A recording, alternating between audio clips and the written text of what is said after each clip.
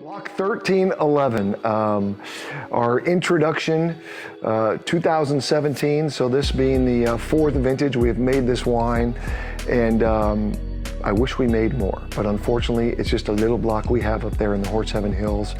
And Chris, our first venture into a single designated vineyard Cabernet, Block 1311, 2021, delivering again.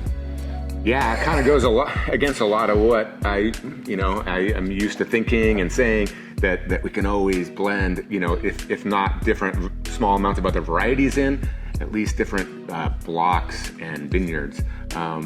But sometimes something is just so perfect it can just work on its own, and I think this is a singular site. Yeah, it is so unique. Clone 685, a little 2-acre bluff. Looks over the Columbia River, looking across to Oregon, and it just, on these rocks, I mean, it's probably the most heat units of any of our vineyards for sure that we source fruit from, and just unique and different. And obviously it's a big part of our Horse Heaven Hills Cabernet as well. But to your point, I think you think it's so interesting and unique that you'll leave a little bit of this on its own.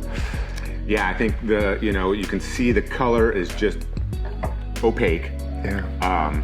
These as you said, the fruit here is just, it's in this poor, high drainage soil with some elevation, and the 685 clone and the way that Dan Nicholas grows it, the clusters and the berries are tiny, and so we don't get a lot of yield out of there, but what we get is just these little blueberries that are just full of,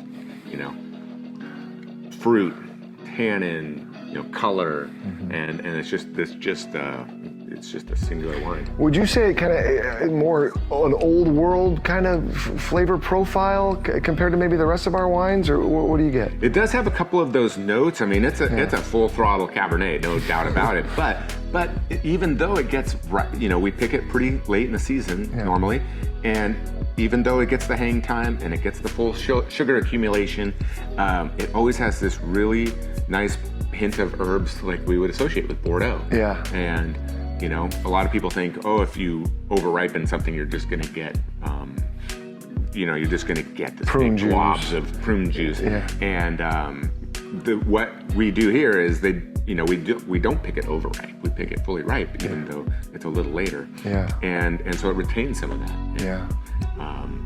I just think that's a rare site, where you can do that. Yes, 96 to 98 points from Jeb Dunnick with the barrel sample score. A unique wine, only 100 cases of it. One that we're really proud of and excited that is in the Passing Time portfolio, and certainly one you're going to want to get your hands on here, this 21 vintage. So this always goes pretty fast. It goes within about 3 or 4 days. So thank you for all your support of it. Get yours now before it's gone. And again, Passing Time, Block 1311, super fired up about the 21 vintage. Cheers.